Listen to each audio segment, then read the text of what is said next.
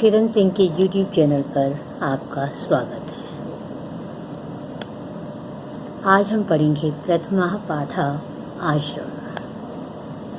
अस्माकं प्रदेशस्य सीतापुर जनपदे नैमिषारण्यं प्राचीनं तीर्थस्थलम् अस्ति। हमारे प्रदेश के सीतापुर जनपद में नैमिषारण्य प्राचीन तीर्थस्थल है। तत्र एकस्मिन् आश्रमे ऋषिया मुनिया गुरवा कवया छात्राश्च निवसन्ति स्म। वहाँ पहले एक आश्रम में ऋषि मुनि गुरु कवि और छात्र रहते थे या निवास करते थे। आश्रमस्य विशाले परिसरे अश्वत्थ वट निम्बाशोक वृक्षाणां गहना छाया भवति स्म। आश्रम के विशाल परिसर में पीपल, अश्वत्थ, पीपल, वट, बरगद, निम्बाशोक, नीम, अशोक वृक्षाणां गहना छाया भवति स्म। नीम और अशोक के वृक्षों की गहन छाया व्याप्त रहती थी। तत्र फलशालिनः आम्रः मलट् पनस पेरुवृक्षा अपि विपुलः आसन्।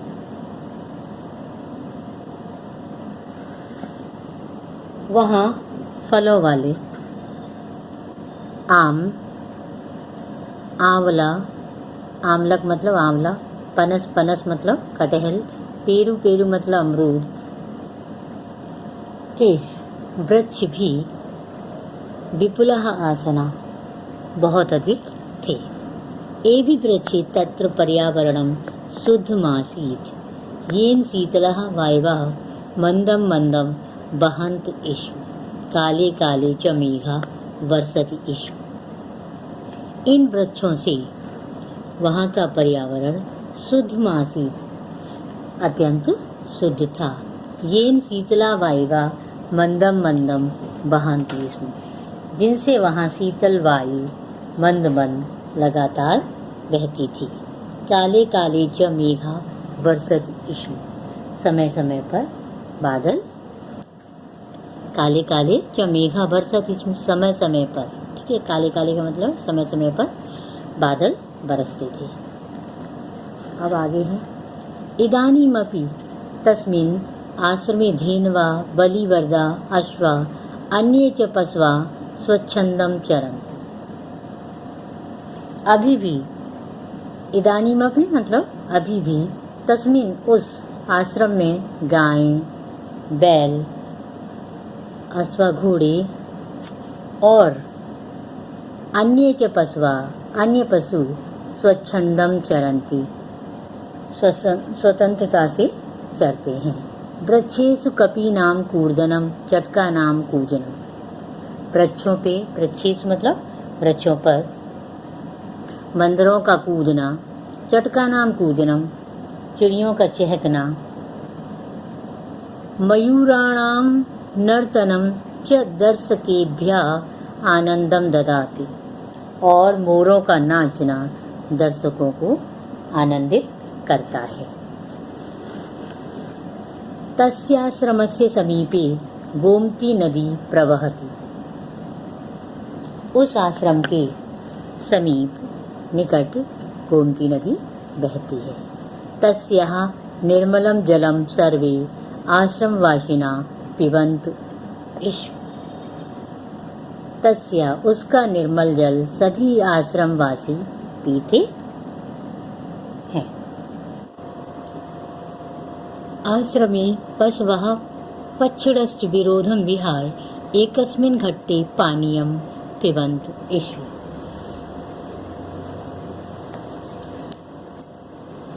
पहले पशु और पक्षी, आश्रमे पशवः पक्षिणश्च विरोधं विहाय, पहले पशु और पक्षी विरोध छोड़कर एक ही घाट पर पानी पीते थे।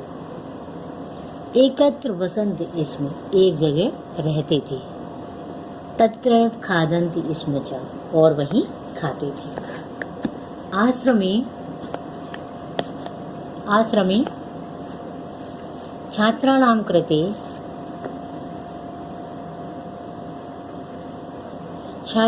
कृते एते नियमा आसन्। प्रातः सूर्योदयात् पूर्वम् उत्थातव्यम्। आश्रमे छात्राणां कृते एते नियमाः आसन्। प्रातः सूर्योदयात् पूर्वम् उत्थातव्यम्, नद्यां स्नानं कर्तव्यं, सन्ध्यावन्दनं करणीयम्, ईश्वरः नमनीय सहैव खादनीयं, ततः पठनाय कक्षायां गन्तव्यम्। आश्रम में छात्रों के लिए छात्राणां कृते एते नियमा, ये नियम थे छात्रों के लिए। आसन प्रातः सूर्योदयात् पूर्वम उत्थातव्यम, प्रातः सूर्योदय से पूर्व उठना चाहिए।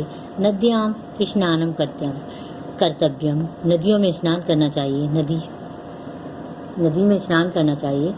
संध्या वंदनम करणीयम, संध्या वंदना करनी चाहिए। ईश्वरः नमनीय सहैव खादनीयम, ईश्वर को नमन करना चाहिए। सहैव खादनीयम, साथ में खाना चाहिए। तत्पठनाय कक्षायां गंतव्यम, इसके बाद पढ़ने के लिए कक्षाओं में जाना चाहिए। एतान आश्रम नियमान सर्वे छात्राः पालनं कुर्वन्त आसनः, आश्रम के इन नियमों को सभी छात्र अच्छी तरह से पालन करते थे। आश्रम के सभी छात्र इन नियमों का पालन करते थे। सम्प्रत्यपि आश्रमोऽयं छात्रेभ्यः श्रेष्ठः संस्कार प्रयच्छति, यह आश्रम छात्रों को श्रेष्ठम संस्कारम प्रयच्छति, अच्छे संस्कार देता है। तत्र जातिगतम भेदभावम बिना सर्वे निवसन्ति, वहाँ जातिगत भेदभाव के बिना सब निवास करते हैं। सर्वे निवसन्ति, सब निवास करते हैं। स्वास्थ्य संवर्धनाय व्यायामस्य योगस्य प्राकृतिक चिकित्सायस्य शिक्षणं प्रचलति, स्वास्थ्य संवर्धन के लिए वहाँ व्यायाम, योग की प्राकृतिक चिकित्सा और शिक्षणं प्रचलितम्, और शिक्षा प्रचलित है। सच आश्रमः त्यागं तपस्यां परोपकारं उदारतां च शिक्षयति, और वह आश्रम त्याग, तपस्या, परोपकार और उदारता की शिक्षा देते हैं। अब आपको इसका हिंदी अनुवाद कॉपी में दिखा रहे हैं।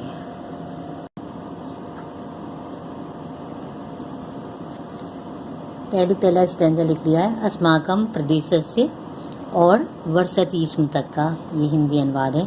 हमारे प्रदेश के सीतापुर जनपद में नैमिषारण्य प्राचीन तीर्थ स्थल है। वहाँ पहले एक आश्रम में ऋषि, मुनि, गुरु, कवि और छात्र निवास करते थे। आश्रम के विशाल परिसर में पीपल, बरगद, नीम और अशोक के वृक्षों की गहन छाया व्याप्त रहती थी। वहाँ फलों वाले आम, आंवला, कटहल और अमरूद के वृक्ष भी बहुत अधिक थे। इन वृक्षों से वहाँ का पर्यावरण अत्यंत शुद्ध था, जिनसे वहाँ शीतल वायु मंद मंद लगातार बहती थी। समय समय पर बादल बरसते थे।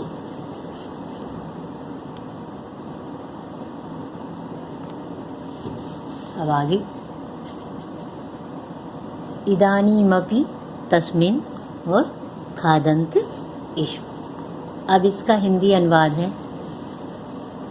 अभी भी उस आश्रम में गायें, बैल, घोड़े और अन्य पशु स्वतंत्रता से चरते हैं।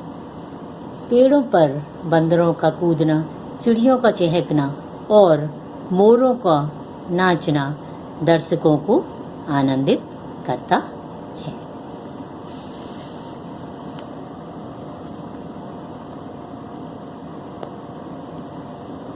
उस आश्रम के निकट गोमती नदी बहती है। उस आश्रम के निकट गोमती नदी बहती है। उसका निर्मल जल सब आश्रमवासी लोग पीते हैं।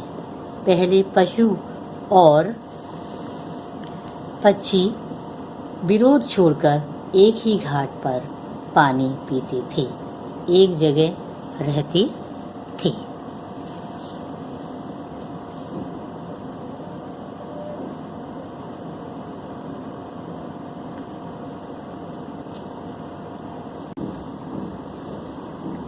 और वहीं खाते थे। अब है तत्र छत्राणाम छात्राणाम डैश करके आसनम। हिंदी अनुवाद है इसका। वहाँ छात्रों के लिए ये नियम थे। प्रातः सूर्योदय से पहले उठना चाहिए, नदी में स्नान करना चाहिए, संध्या वंदना करनी चाहिए, ईश्वर को नमन करना चाहिए, एक साथ खाना चाहिए। इसके बाद पढ़ने के लिए कक्षाओं में जाना चाहिए। आश्रम के इन नियमों को सब छात्र अच्छी तरह से पालन करते थे। आश्रम के इन नियमों को सब छात्र अच्छी तरह से पालन करते थे। एक बार और आपको दिखाई दे रहे हैं।